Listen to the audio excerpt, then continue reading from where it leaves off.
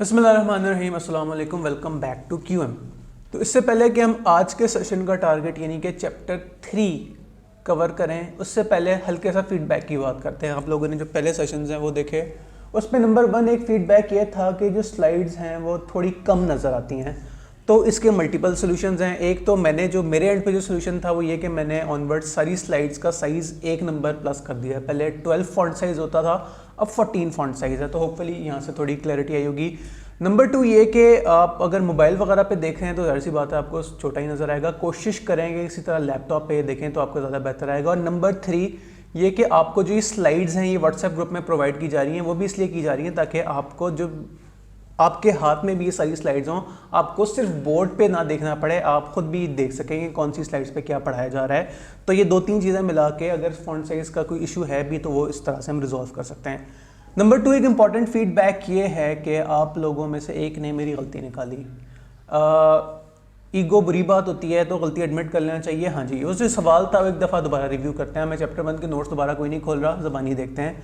तो वो MCQ ये था कि वो कह रहा था कि एक पॉइंट है, क्या है उस पॉइंट की ख़ास बात, वो पॉइंट एक्स एक्सिस पे लाई कर रहा है, यानी कि यहाँ कहीं पाया जा रहा है, और वाई एक्सिस से वो 3 पॉइंट्स दूर है। यानी कि वाई, अगर ये वाई एक्सिस है ना तो यहाँ से 1 पॉइंट, 2 पॉइंट, 3 पॉइंट जो है वो दूर है।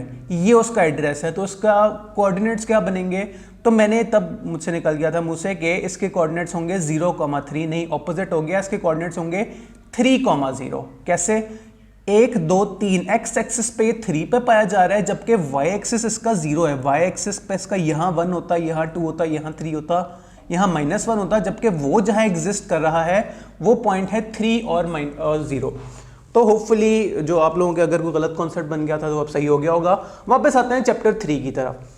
अब वंस अगेन चूंकि हम रिवीजन मोड में चल रहे हैं तो इंस्टेड ऑफ के मैं आपको दोबारा से रीडिंग कराऊँ इस सारे की, ऐसा करते हैं एक ब्लैंक पेज पे ना रिव्यू करते हैं इस चैप्टर में कि है क्या कुछ, और फिर वहाँ से आगे फॉरवर्ड करेंगे। तो मैंने एक अदद ओपन किया, blank page, just a minute,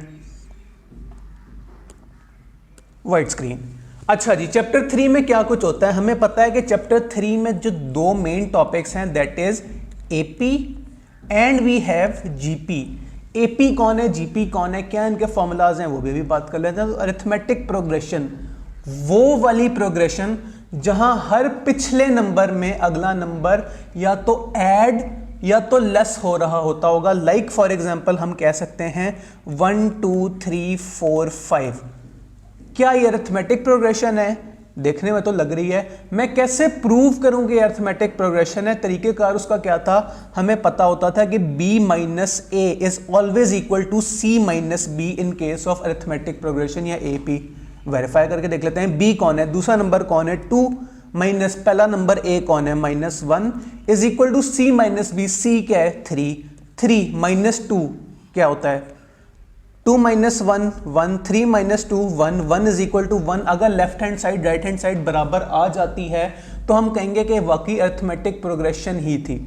अच्छा, और अरिथमेटिक प्रोग्रेशन में क्या जरूरी बातें होती थी? एक कॉमन डिफरेंस नामी चीज हुआ करती थी जिसे हम कहते थे डी। कॉमन डिफरेंस कैसे निकलता था? इस वाले फॉर्मूले से निकलता था कि b माइनस a या c माइनस b। अच्छा, कॉमन डिफरेंस क्या जरूरी है कि पॉजिटिव नंबर हो? नहीं, कॉमन डिफरेंस पॉजिटिव भी हो सकता था। पॉजिटिव उस केस में होता अगर सारे नंबर्स में कुछ ऐड हो रहा होता, और नेगेटिव भी हो सकता था अगर सारे नंबर्स में कुछ लेस हो रहा होता तो। अच्छा, ये तो हमने की कुछ एपी की बातें। मजीद इसमें बल्कि डिटेल में चलते हैं। एपी में और किस किस तरह के हमने फॉर्मूलाज पढ़े थे? एक हमने फॉर्मूला पढ़ा था nth टर्म का। nth टर्म क्या होता है? nth टर्म वो वाली टर्म जो सवाल हमसे पूछ सकता है। लाइक फॉर एग्जांपल ये 1 2 3 4 5 है, ये पहली टर्म है, ये दूसरी टर्म है, तीसरी टर्म है। सवाल मुझसे पूछ सकता है बताओ 8th टर्म क्या होगी, बताओ 10th टर्म क्या होगी, बताओ 15th टर्म क्या होगी, बताओ 1,00,000वीं टर्म कौन सी होगी। तो सवाल हमसे इस तरह की बातें पूछ सकता था, इसे हम कहते हैं nth टर्म। और हमने इसमें क्या पढ़ा था? हमने पढ़ा था सम। किस चीज का सम, किस बात का सम? तो सम, सवाल हमसे ये कह सकता है कि जो सीरीज है ना, ऐसा करो इनके जो पहले 5 डिजिट्स हैं इनका सम बता दो, ऐसा करो इस सीरीज के पहले 10 नंबर्स का सम बता दो, तो आपको n देके सम भी पूछा जा सकता है। तो nth टर्म का एक हमने फॉर्मूला पढ़ा था, हमने सम का फॉर्मूला पढ़ा था। फॉर्मूलाज एग्जैक्टली क्या है, जब हम रेलेवेंट स्लाइड पर जाएंगे हम दोबारा पढ़ लेंगे। फिलहाल हम जस्ट एक हल्का सा रिवीजन अपने आप को दे रहे हैं, रिव्यू दे रहे हैं कि हमने क्या कुछ पढ़ा था। अच्छा, ये तो थी सारी बातें एपी की, अरिथमेटिक प्रोग्रेशन की। एक और तरह की प्रोग्रेशन इस चैप्टर में हमने कौन सी पढ़नी है, GP. GP stands for general नहीं, ज्योमेट्रिक। उसकी क्या खास बात होती है? अरिथमेटिक और ज्योमेट्रिक में क्या फर्क होता है? ज्योमेट्रिक वो वाली प्रोग्रेशन जहां हर पिछले नंबर में कोई अगला एक नंबर मल्टीप्लाई या फिक्स नंबर डिवाइड हो रहा होगा। Like for example 2, 4, 8, 16, 32। क्या चल रहा है यहाँ? हमें देखने में ऐसा लग रहा है कि हर नंबर में जो है 2 मल्टीप्लाई होता चला जा रहा है। अच्छा, कैसे प्रूव करें? तो प्रूव करने के लिए हमारे पास फॉर्मूला होता था C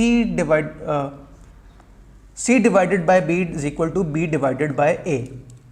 तीसरा number divided by B is equal to B divided by A। एक दफा तसल्ली कर लेते हैं। तीसरा नंबर C क्या है? 8, B क्या है? 4 इज इक्वल टू B क्या है? 4 और A क्या है? 2।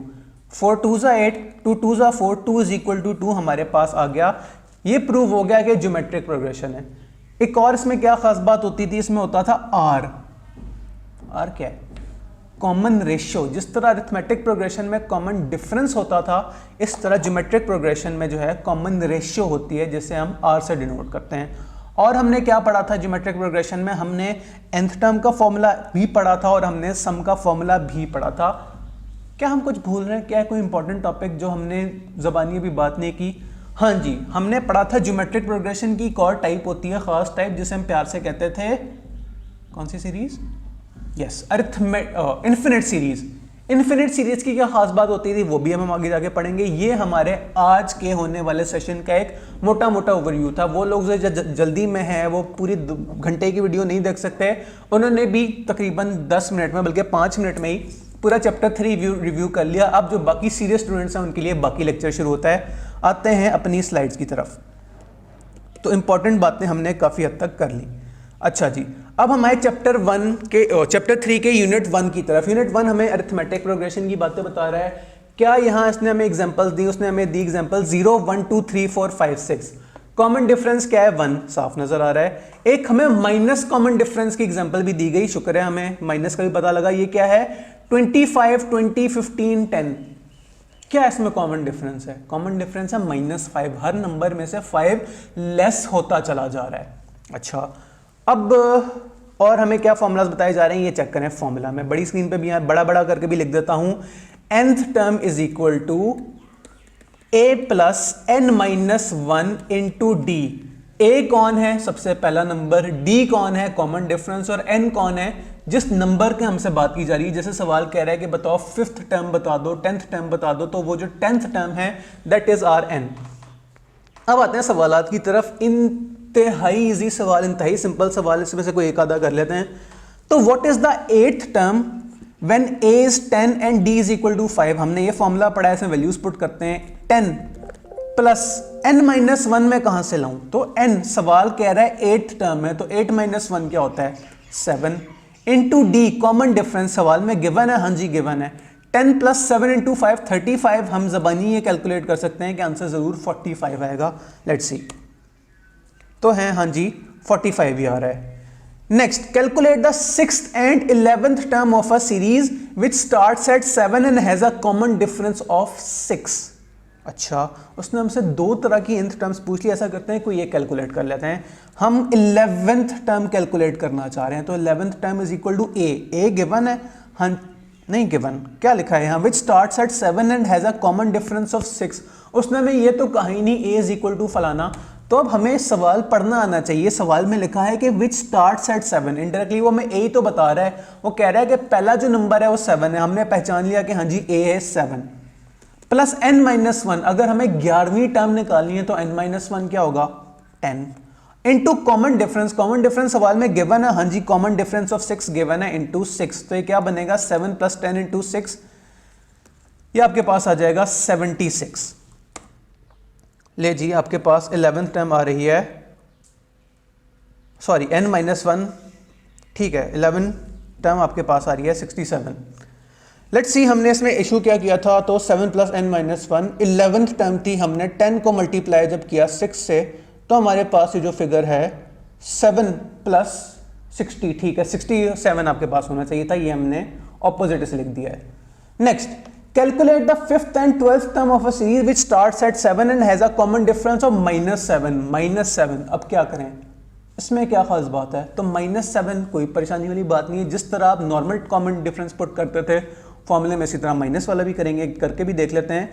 तो 12th टर्म के लिए हमें a गिवन है, हाँ जी गिवन है, विच स्टार्ट्स एट 8 + n-1 क्या है, कौन सी भी टर्म हम निकाल रहे हैं, हम 12th टर्म निकाल रहे हैं, तो n-1 हो जाएगा 11 इंटू कॉमन डिफरेंस है -7, तो 8 प्लस और -11 7 77, तो 77 - 8 क्या होगा आपके पास, -69। आसान तरीन सवाल थे। नेक्स्ट पेज पे आते हैं। नेक्स्ट पेज पे हमें क्या सवाल गिवन है, first two numbers of an arithmetic progression are 6 and 4, what is the 81st term. हमसे ज्यादा सारा वाला nth टर्म पूछी जा रही है, क्या गिवन है क्या नहीं गिवन। ए गिवन है, हाँ जी ए गिवन है कि पहला नंबर जो था वो है 6। ओहो, अब क्या करें, हमें कॉमन डिफरेंस तो गिवन ही नहीं, तो क्या हम इस काबिल हैं कि कॉमन डिफरेंस खुद निकाल लें। हाँ जी हम इस काबिल हैं, हमें पहली टर्म गिवन है, दूसरी टर्म गिवन है। कॉमन डिफरेंस डी कैसे निकलता था, second term minus first term, तो हमारे पास कॉमन डिफरेंस निकल आएगा d is equal to -2, a is equal to 6 और n इज इक्वल टू 81। फॉर्मूले में वैल्यूज पुट करते हैं, 81st term is equal to a यानी कि 6 प्लस n-1 यानी कि 80 इंटू डी हमारे पास क्या है -2। तो ये कैलकुलेट कर लें, 6 - 160 आपके पास आ जाएगा इस सवाल का आंसर, जो कि बनता है -154। नेक्स्ट, फाइनली एक प्रॉपर स्टेटमेंट वाला सवाल। अली साहब ने जुलाई में सेविंग स्टार्ट की। अच्छा, उसने 5,000 रुपए साइड पे रखे पहले महीने में, 5,000 in the first month, and this will increase by 300 every month. अच्छा, how much will he set aside in March next year. सबसे पहले तो ये सोचें कि ये सम का सवाल है कि nth टर्म का सवाल है। तो हमें बताया गया कि शुरू में क्या अमाउंट उसने रखी थी, हमने इतना तो पता लगा लिया कि a इज इक्वल टू 5,000। और हमें क्या इन्फॉर्मेशन गिवन है, हमें इन्फॉर्मेशन गिवन है कि हर महीने जो अमाउंट है ना 300 से इंक्रीज हो जाएगी। हमारे पास आ गया common difference is equal to 300। n नहीं गिवन, ये शायद गिवन है, गौर से देखते हैं। n जरा हमें छुपा के दिया गया है, किस तरह भला। ये जो स्कीम है कब स्टार्ट हो रही है, जुलाई में।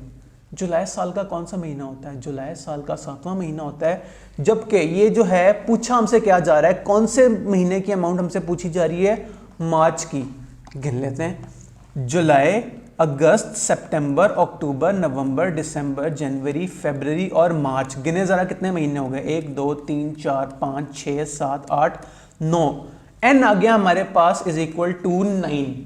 ले जी, क्या हम इस काबिल हैं कि सवाल को सॉल्व कर लें। हाँ जी, वैल्यूज पुट करते हैं, तो मार्च यानी कि 9th term is equal to a कितना था 5,000 प्लस n-1 यानी कि 8 इंटू डी, कॉमन डिफरेंस क्या है 300। तो 5,000 प्लस 8 3 24 आपके पास आ जाएगा 5400 रुपीज आपके पास। 7400 क्या हो गया, मुझे सिंपल हमने ऐड किया 5,000 को 2400 से, तो आपके पास आ गया 7400 रुपीज आंसर, 7400। नेक्स्ट आपके पास नया कॉन्सेप्ट आ रहा है, दैट इज सम। ओके, सम का हमें कोई फॉर्मूला गिवन है, हाँ सम का हमें एक नहीं, सम के हमें दो फॉर्मूलाज गिवन है।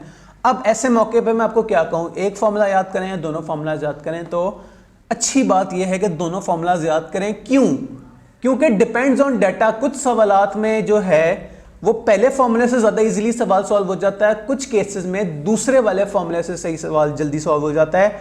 अगर हम शॉर्टकट की बात करें कि मैं कैसे पहचानूं कि कौन सा वाला डाटा हमें, कौन सा वाला फॉर्मूला बेहतर यूज मतलब करना चाहिए, तो जहां आपको सवाल में n वगैरह गिवन है, n इतना है, a इतना है, वहां पे यूज करेंगे पहला वाला फॉर्मूला ही, s is equal to n/2 वाला, बड़ा बड़ा करके फॉर्मूलाज लिखे हुए हैं।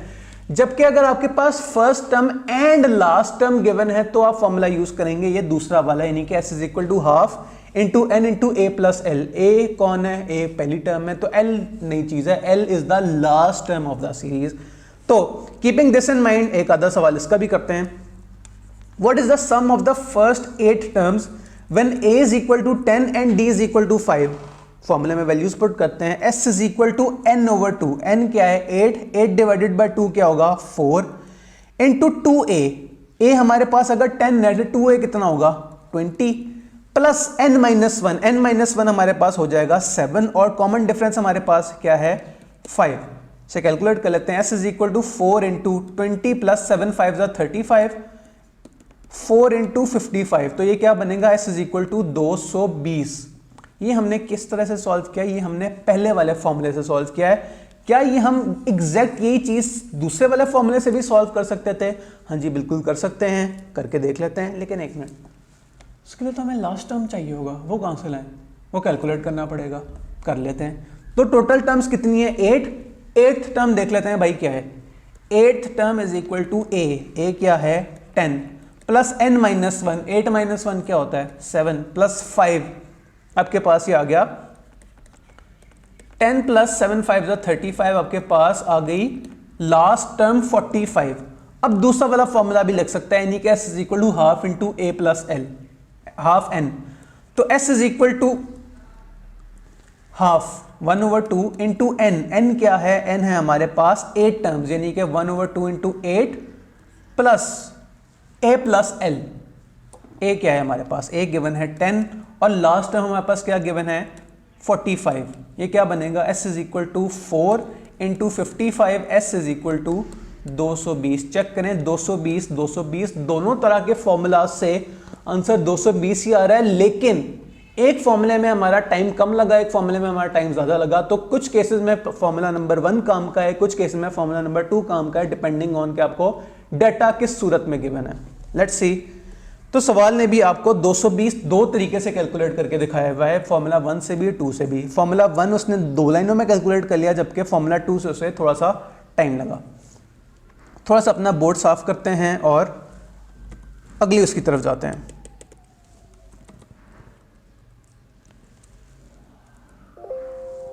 एक मिनट,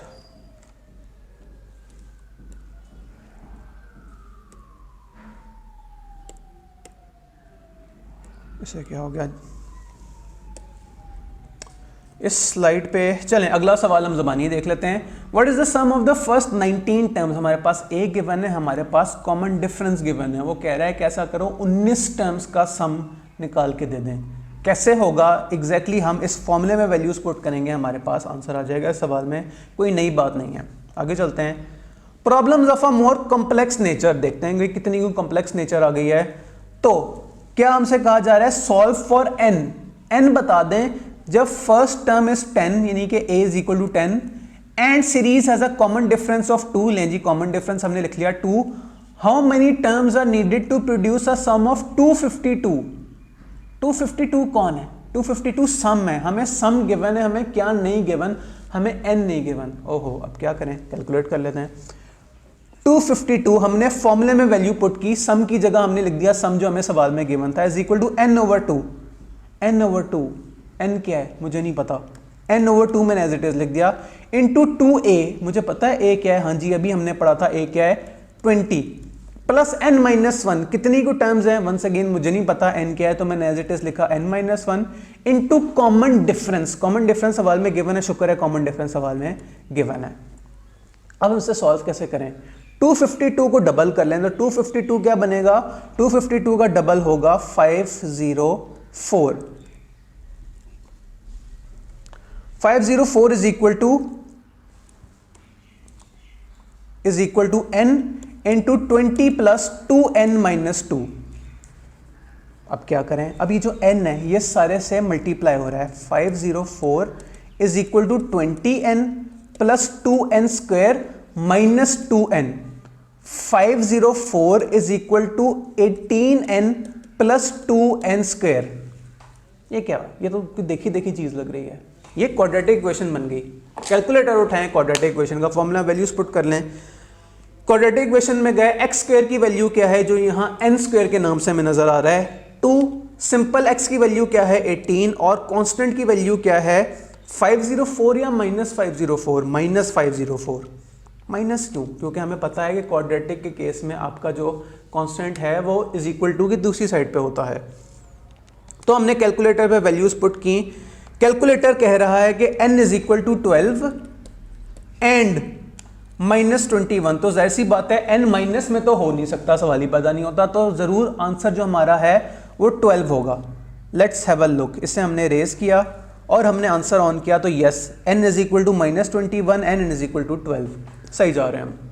इस तरह का एक और सवाल करके देखते हैं। First term is 10 and series has a common difference of 5, कितनी टर्म्स से मिलके जो है सम ऑफ 325 बन जाएगा। तो आई थिंक ये एग्जैक्टली पिछले सवाल जैसा ही है, तो इससे अगर हमें प्रैक्टिस में टाइम मिला तो करेंगे, फिलहाल इसमें कोई नई बात नहीं है सवाल में।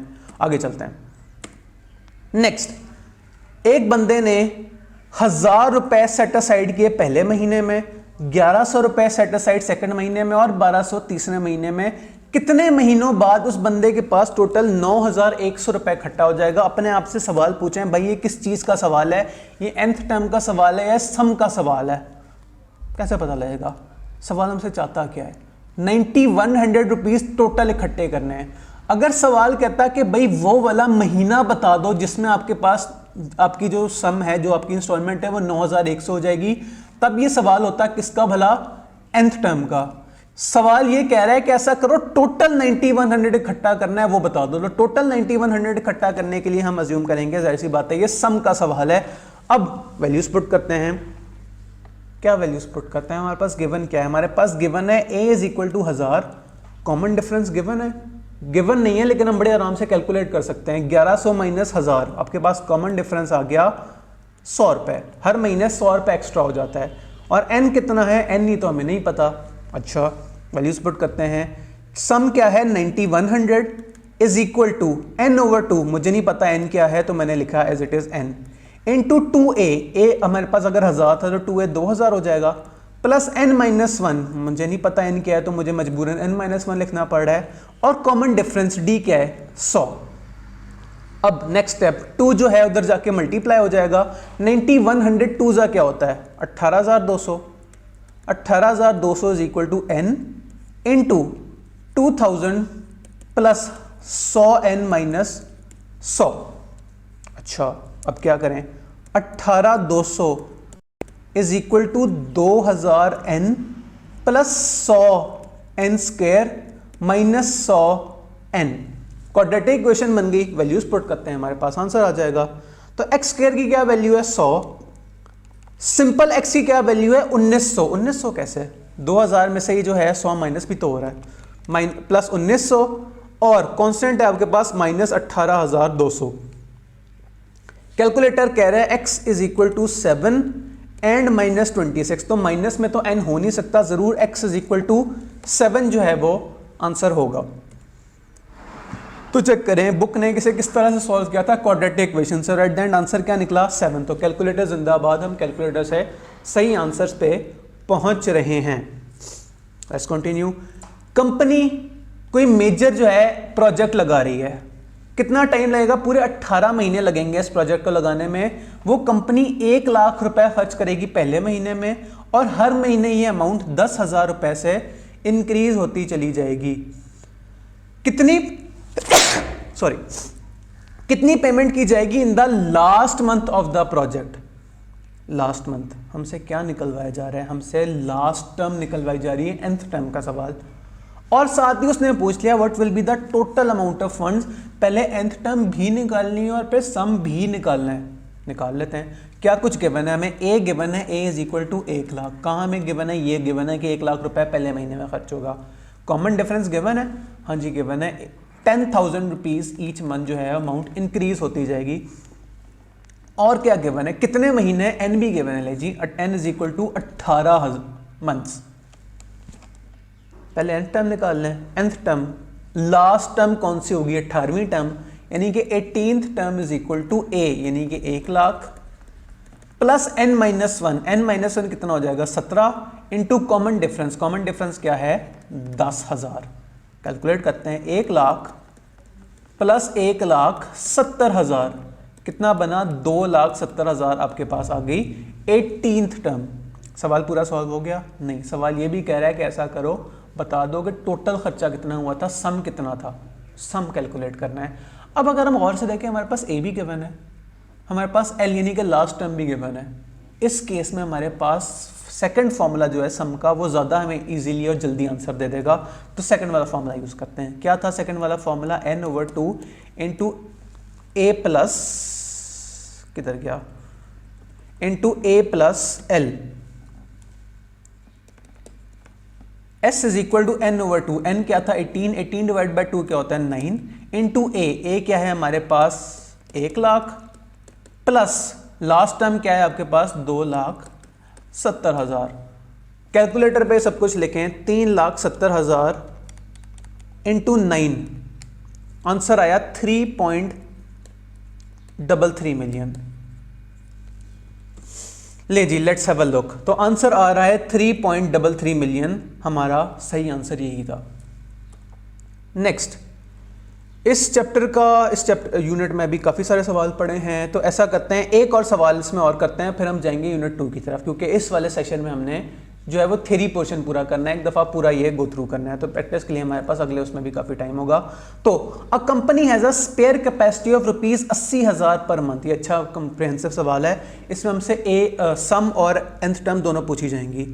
80,000 पर मंथ हमारे पास है स्पेयर कैपेसिटी। अच्छा, इट मीन्स, अच्छा बुक हमें एक्सप्लेन भी करिए कि जो मजदूर है ना उस फैक्ट्री के वो 80,000 घंटे जो है वो एक्स्ट्रा काम कर सकते हैं। ले जी बहुत अच्छी बात है। कंपनी के पास एक कॉन्ट्रैक्ट आया जिसमें 50,000 घंटे जो है वो पहले महीने उन्हें एक्स्ट्रा काम करना पड़ेगा, ठीक है। ये figure will increase bye 5,000 every month. Company के पास इस टाइम इतना रॉ मटेरियल पड़ा है कि वो 3 लाख घंटों तक काम कर सकते हैं, और ये जो है कॉन्ट्रैक्ट वो जनवरी में शुरू हो रहा है। ऐसा करें, दो चीज़ हमसे पूछी गई, ऐसा करें बताएं कौन से महीने में जो आपके एक्स्ट्रा लेबर्स आपको चाहिए होंगे, यानी कि मजदूरों की कैपेसिटी पूरी हो जाएगी, और दूसरी बात ये है किस महीने में जाके आपका रॉ मटेरियल यानी कि जो आपके पास सीमेंट वगैरह पड़ा है वो ख़त्म हो जाएगा। तो अब गौर से देखें तो ये दोनों तरह के सवाल हैं। एक्स्ट्रा लेबर ख़त्म होने का क्या मतलब है? आपकी जो टोटल कैपेसिटी है वो रीच हो जाए। अभी हमें बताया गया कि कंपनी 80,000 घंटे तक काम कर सकती है अपने मजदूरों से। कंपनी पहले महीने जो है वो 5,000 घंटे काम कराएगी, अगले महीने 55,000, उससे अगले महीने जो है वो 60,000। तो कौन से महीने जाके आपकी 80,000 की लिमिट रीच हो जाती है? दैट इज nth टर्म का सवाल। और दूसरा जो आपसे सीमेंट की बात की जा रही है, सीमेंट आपने एक दफ़ा प्रोजेक्ट पे लगा लिया, खा पी लिया, तो वो ख़त्म हो गया, तो आपने हर महीने आपके पास 3 लाख नहीं पड़े, आपके पास टोटल 3 लाख रुपए का रॉ मटेरियल पड़ा है, तो आपने 3 लाख को अपना सम कंसिडर करना है। अच्छा, कीपिंग दिस इन माइंड इस सवाल को सॉल्व करने की कोशिश करते हैं। पहले हमने टर्म निकाली है nth टर्म, तो हमें यह पता करना है कि वो कौन सा वाला महीना है कि आपकी nth टर्म हो जाएगी 80,000 यूनिट्स। तो 80,000 is equal to a given है, हाँ जी 50,000 is a, plus n-1, n-1 कितने महीने तक ये काम होगा मुझे नहीं पता, n क्या है मैंने एज इट इज लिख दिया n-1 into D common difference. Common difference given है, हाँ जी गिवन है, हर महीने जो है वो 5,000 घंटे एक्स्ट्रा काम करना पड़ेगा। 5,000 आ गया हमारा कॉमन डिफरेंस। मजीद सॉल्व करते हैं, डायरेक्ट में लिख रहा हूँ 80,000 माइनस 50,000 क्या होता है 30,000 is equal to 5,000 n minus 5,000। Calculator पे सॉल्व कर लें, बल्कि तो ज़बानी भी हो जाएगा। आपके पास 30,000 प्लस 5,000 35,000, 35,000 डिवाइड बाय 5,000 आपके पास आ जाएगा 7 इज इक्वल टू n। 7 महीने बाद आपके जो मजदूर हैं वो पूरे हो जाएंगे। ऑन द अदर हैंड, अभी सवाल पूरा सॉल्व नहीं हुआ, सवाल ये भी कह रहा है कि ऐसा करो बता दो टोटल कितने जो है वो 3 लाख रुपए का रॉ मटेरियल आप कितने महीनों में कंज्यूम करेंगे। अब हमारे पास 3 लाख जो है वो सम है। अच्छा, सम वाले फॉर्मूले में वैल्यूज पुट कर लेते हैं। 3 lakh is equal to n/2, अच्छा n/2 इंटू 2a, ए गिवन है हमारे पास, हाँ जी 50,000 ए था, तो 2a मैं डायरेक्ट लिख रहा हूं 1 lakh, plus n-1, once again मुझे नहीं पता n आजकल क्या है, लेकिन d कॉमन डिफरेंस मुझे पता है वो 5,000 है। ये 2 उधर जाके मल्टीप्लाई हो जाएगा, 6 lakh is equal to n into 1 lakh plus 5000 n minus 5000। 6 lakh is equal to 1 lakh n प्लस 5000 n square minus 5000 n। Quadratic equation बन गई, वैल्यूज पुट कर लें। एक्स स्क्वायर की क्या वैल्यू है 5000, सिंपल एक्स की क्या वैल्यू है 1 लाख नहीं 95,000, और उसकी कांस्टेंट की क्या वैल्यू है हमारे पास, कांस्टेंट की वैल्यू है 6 lakh, sorry minus 6 lakh. Let's see calculator क्यों नहीं आंसर दे रहा। ठीक है, मैंने 5000 के बजाय 500 लिखा हुआ था, मैंने लिखा 5000। कैलकुलेटर कहता है n is equal to 5 and n is equal to minus 24, तो माइनस में तो आंसर आ नहीं सकता n का, तो जरूर 5 महीने में आपका सीमेंट खत्म हो जाएगा। Let's see. तो बुक ने इसे काफी टाइम लगा के सॉल्व किया है। पहले पार्ट का इसने आंसर निकाला n इज इक्वल टू 7, हमने क्या निकाला था n इज इक्वल टू 7, और दूसरे पार्ट का आंसर क्या है n इज इक्वल टू 5। ले जी, हमारा भी है n इज इक्वल टू 5, सही रास्ते पे हम जा रहे थे। अरिथमेटिक के हमने काफी थ्योरी देख ली, अब ऐसा करते हैं चलते हैं ज्योमेट्रिक प्रोग्रेशन वाले यूनिट पे। ले जी, ज्योमेट्रिक प्रोग्रेशन, शुक्र है हमने शुरू में रिव्यू कर लिया था, तो हमें दोबारा से सारा पेज नहीं पढ़ना पड़ेगा, ये हमें याद है ज्योमेट्रिक प्रोग्रेशन क्या होती है। फॉर्मूले की तरफ डायरेक्ट आते हैं। तो फॉर्मुलाज हमारे पास क्या गिवन है, दो तरह के फॉर्मुलाज हमारे पास गिवन है। पहला फॉर्मूला हमारे पास है nth टर्म का, क्या है a into r into n minus 1। ये r कौन है, देखी चीज नहीं लग रही। हाँ जी, अभी तो आज ही तो हमने r पढ़ा है, ये डिवाइड किया है कि r आपका होता है कॉमन रेशो, वो वाला नंबर जो पिछले सारे नंबरों में मल्टीप्लाई या डिवाइड हो रहा हो। और हमारे पास इस पेज पे क्या फॉर्मूलाज गिवन है, सम का फॉर्मूला गिवन है, इनमें से कोई भी हम यूज कर सकते हैं, a into r n minus 1 और r माइनस 1। इसमें हम वैल्यूज पुट करेंगे, हमारे पास सम आ जाएगा। एक आधा सवाल इजी सा करते हैं। तो इजी सवाल में क्या नजर आ रहा है, what is the 9th term and their sum when a is equal to 3 r is equal to 2। दोनों चीजें कैलकुलेट कर लेते हैं। दोनों चीजें, nth टर्म का हमारे पास क्या आएगा, nth term is equal to a यानी कि 3 इंटू r यानी कि 2 raise to power n minus 1 यानी कि रेस टू पावर 8। देखिए जी, 2 रेस टू पावर 8 क्या होता है, 2 रेस टू पावर 8 होता है 256 और 256 3 आंसर आया हमारे पास nth टर्म 768। सवाल सॉल्व हो गया? नहीं, सवाल अभी पूरा सॉल्व नहीं हुआ। सवाल कहता है ऐसा करो सम भी निकाल के दो, निकाल लेते हैं। Sum is equal to a यानी कि 3 इंटू r यानी कि 2 यानी कि रेस टू पावर n क्या है 9 माइनस 1 डिवाइडेड बाय 2 माइनस 1। ये सब कुछ कैलकुलेटर पे लिखें जल्दी से, मुझसे पहले आपका आंसर आना चाहिए। 3 into 2 raise to power 9 minus 1, bracket close कीजिएगा वरना सिंटैक्स एरर आ सकता है। तो ये हम कैलकुलेट कर रहे हैं।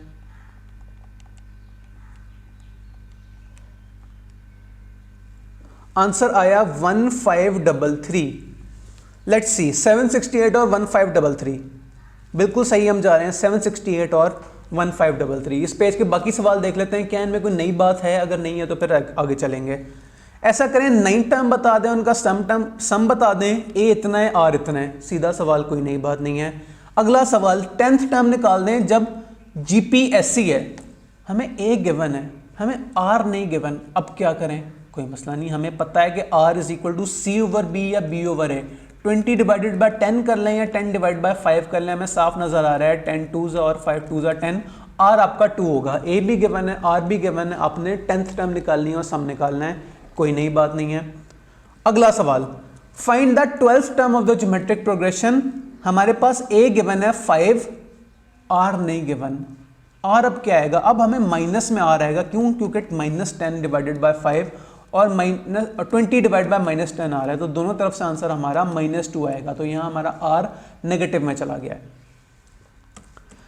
Next, find the 6th term of the geometric progression. सीधा सवाल है, आपके पास क्या गिवन है, आपके पास a गिवन है, a इज इक्वल टू 1000। आपके पास r गिवन नहीं है, लेकिन आप कैलकुलेट कर सकते हैं। 800 डिवाइड बाय 1000 क्या होता है, r आपके पास आ जाएगा 0.8। आगे आपने सीधा सम निकालना है, इजी सवाल। तो इसमें कोई, इन सवालों में कोई नई बात हमें नहीं नजर आई। वैल्यूज पुट की, हमारे पास आंसर आ गया। कॉन्सेप्ट की बात अगली करते हैं। अगला कॉन्सेप्ट है आपके पास इन्फिनिट सीरीज। इन्फिनिट सीरीज कहां कहां यूज होगी, तो हमने कौन कौन सी अलामात देखनी है। पहली अलामात ये होंगी कि उसका जो है कोई लास्ट टर्म नहीं होगी, कोई एंड नहीं होगा। इन्फिनिट सीरीज नाम से ही पता लग रहा है इन्फिनिट होगी, चलती जाएगी चलती जाएगी चलती जाएगी। अच्छा, और क्या इसकी शर्त होनी चाहिए, आपका जो आर है ना वो 1 से कम होना चाहिए। आपका आर 0 पॉइंट समथिंग हो तो आपका जो है इन्फिनिट सीरीज का सवाल सही सॉल्व होगा। Keeping all this in mind, formula क्या है, फॉर्मूला आपके सामने ये बड़ा सा लिखा हुआ है, S is equal to A over 1 minus R। सवाल करके देख लेते हैं। सवाल, पहला सवाल इसका कह रहा है कि सम निकालने इस ज्योमेट्रिक सीरीज का 1/2 प्लस 1/4 प्लस 1/8। पहले ऐसा करते हैं, अपनी दोनों शर्तें इस पे पूरी करते हैं। क्या इसका क्या है वाकई इन्फिनिट सीरीज है? हाँ जी, डॉट डॉट डॉट का मतलब है चलती चली जा रही है, इसका कोई एंड नहीं है। अच्छी बात है। दूसरी कंडीशन क्या होनी चाहिए थी, आपका आर 0 पॉइंट समथिंग होना चाहिए। तो क्या आर 0 पॉइंट समथिंग है? हाँ जी, हमें साफ नजर आ रहा है कि 1/4 क्या होता है 0.25 को जब हम डिवाइड करेंगे 0.5 से तो हमारा आर क्या आएगा, हमारा आर आएगा 0.5।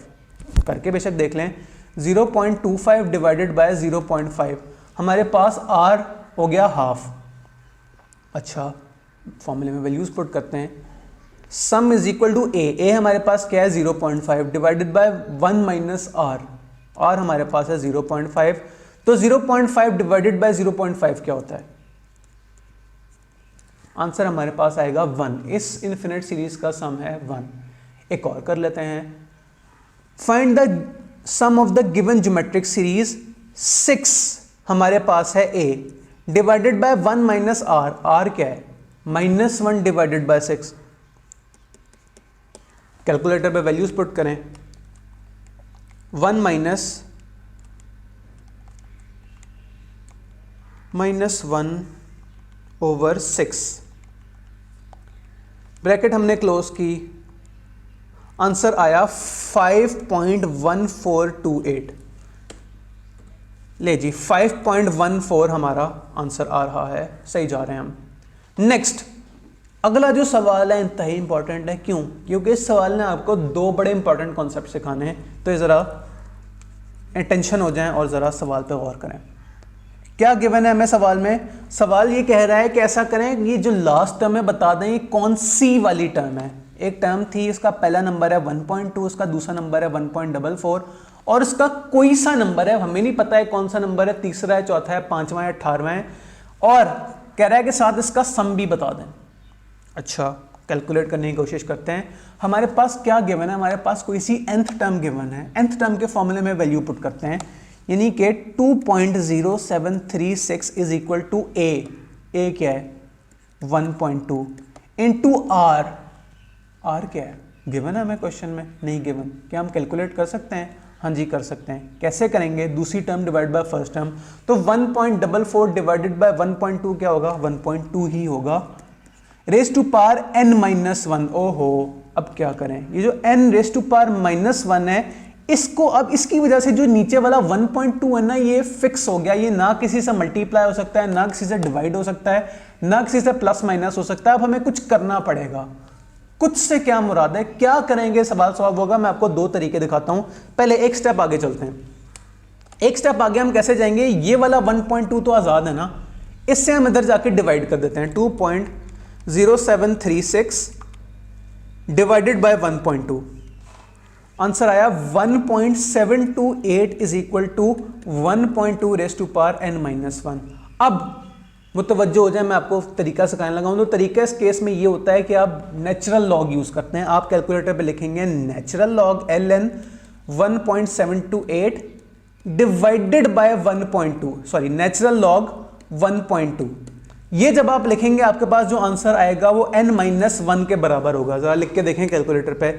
नेचुरल लॉग से नीचे वाला बटन है, मैं लिखा नेचुरल लॉग 1.728, ब्रैकेट क्लोज करना ना भूलिएगा वरना आंसर ठीक नहीं आएगा, डिवाइडेड बाय नेचुरल लॉग 1.2।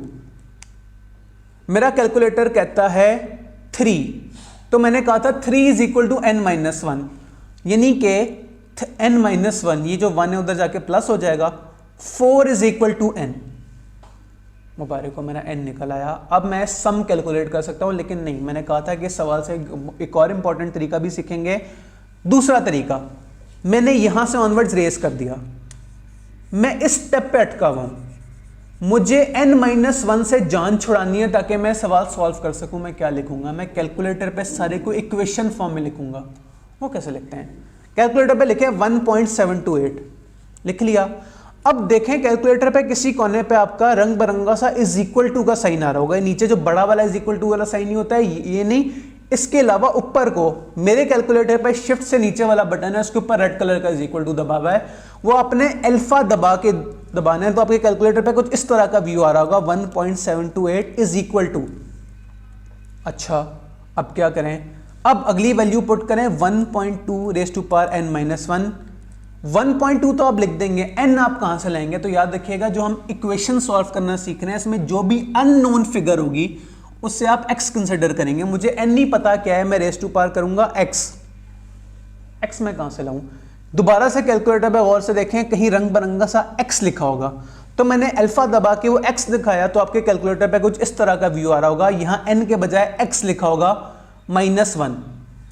अच्छा, अब क्या करें? अब अगर आप इज इक्वल टू दबाते हैं तो आपका कैलकुलेटर बोलेगा सिंटैक्स एरर। अब करें क्या कि इक्वेशन सॉल्व हो जाए? हमने दबाना है शिफ्ट, और शिफ्ट दबा के एक बटन दबाना है जिसके ऊपर लिखा होगा कैल्क, CALC। ये जब दो बटन आप दबाएंगे तो आपका कैलकुलेटर बोलेगा x क्वेश्चन मार्क के आगे जो भी लिखा है उसे आप इग्नोर करें, एक दफा दोबारा से इज इक्वल टू वाला साइन दबाएं। कभी कभी आपका जो कैलकुलेटर है वो हैंग हो जाएगा, लेकिन आंसर अक्सर जो है वो फौरन से आ जाता है। लेट्स सी, मैंने ये वैल्यूज पुट कर दी हैं। 1.728 is equal to 1.2 raise to power x -1। Shift दबा के कैल्क दबाया, कैलकुलेटर मेरा ब्लैंक हो गया है, तो कुछ सेकंड बाद आंसर आएगा, परेशान नहीं होना।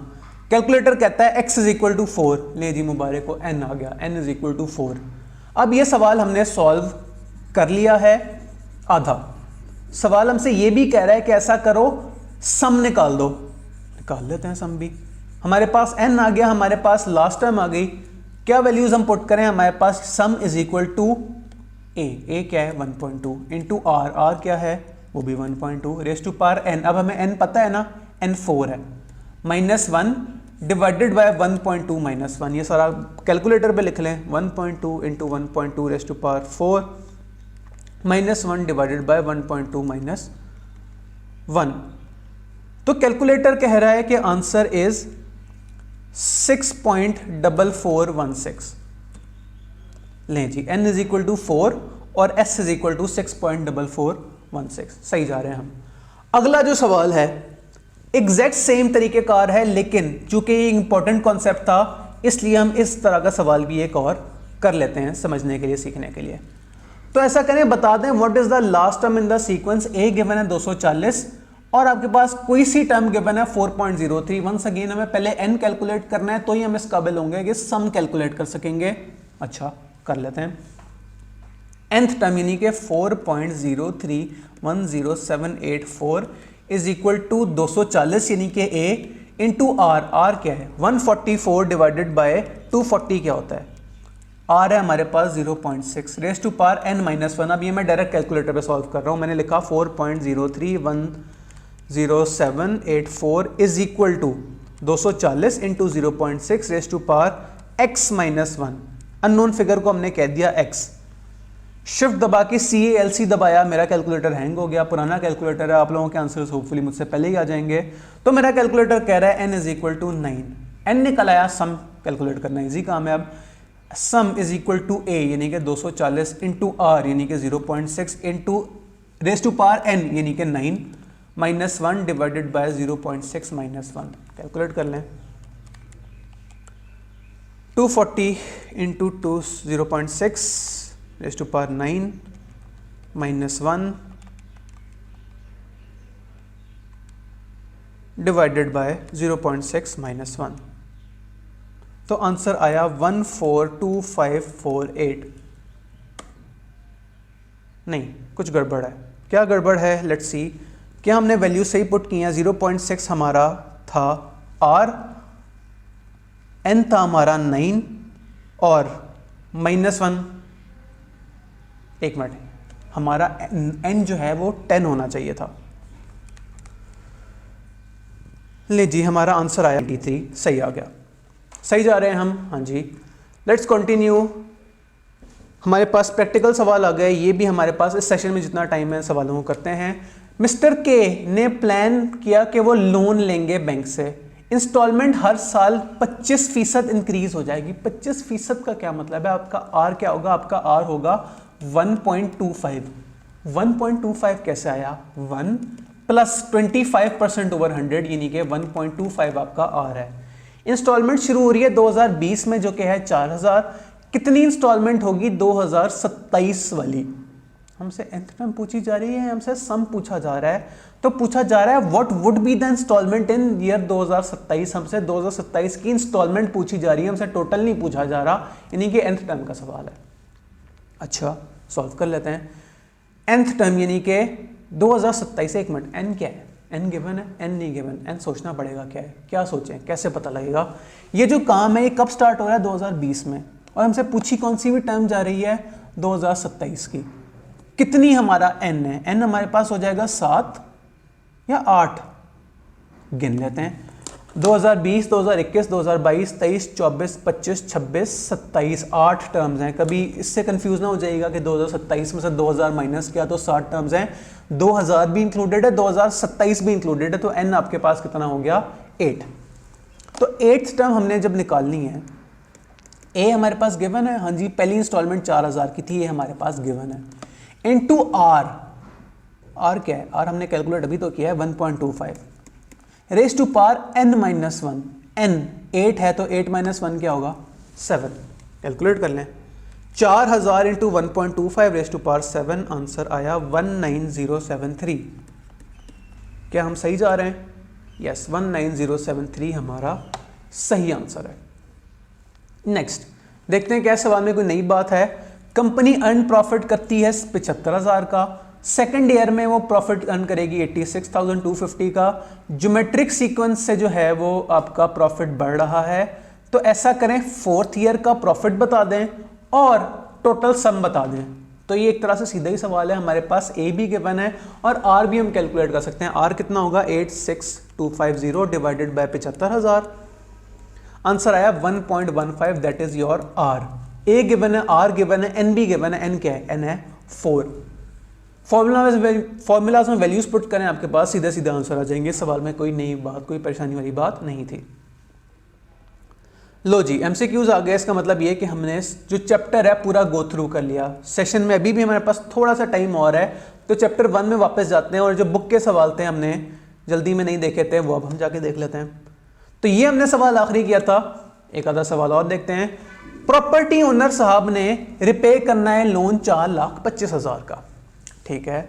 वो पहले साल में पे कर सकते हैं 20,000 और हर साल इंस्टॉलमेंट जो है वो 5,000 रुपए से बढ़ती चली जाएगी। कितने साल बाद, कितने टाइम बाद इनका जो लोन है पूरा हो जाएगा? किस चीज का सवाल है, सम का या nth टर्म का?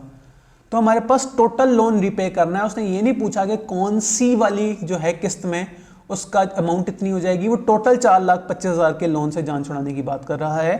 तो वैल्यूज पुट करते हैं सम वाले फॉर्मूले में। टोटल हमारे पास सम कितना होना चाहिए? 4,25,000 इज इक्वल टू n/2। हमेशा की तरह मुझे नहीं पता n क्या है, लेकिन 2a a गिवन है, हाँ जी गिवन है। 20,000 फर्स्ट टर्म थी, तो 2a क्या हो जाएगा? 40,000 प्लस n-1 मुझे नहीं पता n क्या है, into D common difference given है, हाँ जी गिवन है। हर महीने जो इंस्टॉलमेंट है वो 5,000 से बढ़ जाएगी। 4,25,000 मल्टीप्लाई बाय 2 क्या होता है? 8.5 lakh is equal to n into 40,000 plus 5,000 n minus 5,000। 8,50,000 is equal to 40,000 n plus 5,000 n square minus 5,000 n। Quadratic equation बन गई। फॉर्मूले में, कैलकुलेटर में वैल्यूज पुट करें, आपके पास आंसर आ जाएगा। क्या है एक्स स्क्वायर की वैल्यू? 5,000। क्या है सिंपल एक्स की वैल्यू? 35,000। और क्या है कांस्टेंट की वैल्यू? माइनस 8,50,000। कैलकुलेटर कह रहा है x इज इक्वल टू 10, यानी कि n इज इक्वल टू 10। ले जी, n इज इक्वल टू 10, सही जा रहे हैं हम। नेक्स्ट अगला सवाल। एक फर्म ने एक बंदे को हायर किया, इसे हम रेस कर देते हैं। Annual salary increase would be 78,000, लेकिन फर्म ने यह हिसाब लगाया है कि 1.638 मिलियन जब उस बंदे की सैलरी हो जाएगी ना, तब हम उसे एक्स्ट्रा पैसे देने बंद कर देंगे। अच्छा, कितना टाइम लगेगा उस एम्प्लॉय को अपनी इस इंक्रीमेंट की लिमिट रीच करने के लिए? अच्छा, क्या कुछ गिवन है हमारे पास? हमारे पास 75,000 मंथली सैलरी गिवन है। अब बाकी चूंकि इंक्रीमेंट जो है वो हमारे पास एनुअल है, तो सैलरी को भी हमें एनुअल कन्वर्ट करने चाहिए। 75,000 इंटू 12 हमारे पास आ गया सैलरी, यानी कि पहले साल की सैलरी उस बंदे की होगी 7,80,000। फिर कॉमन डिफरेंस क्या है, कितने से उसकी सैलरी इंक्रीज होगी? उसकी सैलरी इंक्रीज होगी एनुअली 78,000। अच्छा, नेक्स्ट 1.638 मिलियन कौन है, सम या nth टर्म? टोटल उसे सैलरी 1.6 मिलियन की मिल जाए तो बस हो जाएगी, या जब उसे किसी एक साल में इतनी सारी सैलरी मिलेगी तब बस होगी? तो ये एक साल की बात हो रही है। जिस साल उसकी सैलरी इतनी हो गई, हम उसे एक्स्ट्रा पैसे देना बंद कर देंगे। हमारे पास nth टर्म गिवन है, वैल्यूज पुट करते हैं। 1.638 million is equal to a, यानी कि 7,80,000 प्लस n-1, n ही तो हमें पता लगाना है, into common difference. Common difference क्या है? 78,000 से उसे सैलरी बढ़ती जाएगी। 1.638 मिलियन माइनस 7,80,000, ऐसा करते हैं, ऐसे डायरेक्ट कैलकुलेट करके लिखते हैं, एक स्टेप बचाते हैं। 1638 माइनस 780, ये हमारे पास आया 858,000 is equal to 78,000 n minus 78,000। अगला स्टेप भी हम कैलकुलेटर पर डायरेक्ट कर सकते हैं। 858 प्लस 78 डिवाइडेड बाय 78, आंसर आया n is equal to 12। n is equal to 12 का क्या मतलब है? पूरे 12 साल बाद इस बंदे की जो है वो सैलरी लिमिट रीच हो जाएगी। एक सवाल और कर लेते हैं, हमारे पास थोड़ा सा ही टाइम बचा है। मिस्टर जी ने लोन लिया, ठीक है, 10th इंस्टॉलमेंट में उन्होंने दिया 25,000 रुपए, 15th इंस्टॉलमेंट में उन्होंने दिया 30,000 रुपए, और सवाल हमसे चाहता क्या है, पहले महीने में बता दें उसने कितने पैसे दिए, और ये पूछा जा रहा है कि कितने इंस्टॉलमेंट्स उनकी 72,000 हो जाएंगी। 72,000 सम में है nth टर्म? nth टर्म वो हमसे कह रहा है वो वाला महीना बताओ जब आपका 72,000 हो जाएगी इंस्टॉलमेंट। अब हमारे पास क्या गिवन है और क्या नहीं गिवन? हमारे पास कुछ इंस्टॉलमेंट्स गिवन है। 25,000 इंस्टॉलमेंट कौन सी वाली थी? 25,000 थी आपकी 10th इंस्टॉलमेंट, मैंने लिख दिया यहां 10th इंस्टॉलमेंट है 25,000, और 15th इंस्टॉलमेंट उसकी थी 30,000। अब चैप्टर 1 जिंदाबाद, हमें चैप्टर 1 की लीनियर इक्वेशंस वाला कॉन्सेप्ट यहाँ यूज करना पड़ेगा, और तो हमें इंफॉर्मेशन गिवन कोई नहीं। अब ये देखते हैं कि 25,000 और 30,000 कैसे बना। हम कह सकते हैं कि 25,000 is equal to nth term वाला फॉर्मूला मैं लगा रहा हूं, ए क्या है? ओहो, हमें ए भी नहीं पता। ए प्लस n-1, n-1 तो पता है ना, हाँ जी, n-1, 10-1 क्या होता है? 9, into common difference. Common difference क्या है? लो जी, हमें कॉमन डिफरेंस तक नहीं पता, कोई बात नहीं। अगली इस लाइन का करके देखें, 30,000 कैसे बना? 30,000 बना ए क्या है मुझे नहीं पता, plus n-1 14 into common difference. अब ऐसे मौके पे अगर आपकी चैप्टर 1 की तैयारी अच्छी है तो आप खुश हो जाएंगे, और आपकी चैप्टर 1 की तैयारी अच्छी नहीं है तो आप कहेंगे यार ये हो क्या रहा है। चैप्टर 1 जिंदाबाद। इसे हम गौर से अगर देखें तो ये x है, ये y है, और ये कांस्टेंट है, तो इसे लीनियर इक्वेशन समझ के सॉल्व करें, देखें क्या होता है। इक्वेशंस में गए, 1 में गए, पहली इक्वेशन में x हमारा क्या है? 1, y हमारा क्या है? 9, कांस्टेंट हमारा क्या है? 25,000। दूसरी इक्वेशन में a हमारा यानी कि x हमारा क्या है? 1, y हमारा है 14, और कांस्टेंट क्या है? 30,000। सॉल्व किया तो आंसर आया x इज इक्वल टू 16,000 और y is equal to 1000। x कौन था? y कौन था? x था हमारा a, यानी कि a इज इक्वल टू 16,000 और y is equal to 1,000। Check करें, कैलकुलेटर जिंदाबाद। अगर चैप्टर 1 की तैयारी अच्छी थी, चैप्टर 1 में भी चैप्टर 3 में भी चैप्टर 1 के कॉन्सेप्ट्स यूज हो रहे हैं। क्या हमारा सवाल पूरा सॉल्व हो गया? नहीं, उसने कहा था दो चीजें निकाल दो, a निकाल दो और ये बता दो वो वाली इंस्टॉलमेंट जहां आपकी जो इंस्टॉलमेंट है वो 72,000 हो जाएगी। वैल्यूज पुट करते हैं। 72,000 इज इक्वल टू ए हमारे पास है 16,000 अभी हमने कैलकुलेट किया है, प्लस n-1, ये कौन सी भी टर्म है हमें नहीं पता, n-1 into D, common difference हमें पता है, हाँ जी पता है 1000। 72 माइनस 16 क्या होता है, 56,000 is equal to 1000 n minus 1000, 57 divided by 1000 आपके पास आ जाएगा n इज इक्वल टू 57। तो 57th इंस्टॉलमेंट में जो टोटल अमाउंट है, वो टोटल नहीं, टोटल जो सम होता है, जो 72th इंस्टॉलमेंट वो आपकी है, 72nd इंस्टॉलमेंट आपकी हो जाएगी 72,000। चेक करें, d is equal to 1000, a is equal to 16,000 और n इज इक्वल टू 57। तो ये थी चैप्टर 3 की थ्योरी। अब 5 मिनट का ब्रेक करते हैं, नेक्स्ट वीडियो में हम करेंगे टिका के बहुत सारे इसके MCQs। 5 मिनट के लिए, 5 मिनट बाद मिलते हैं, तब तक के लिए अल्लाह हाफ़िज़।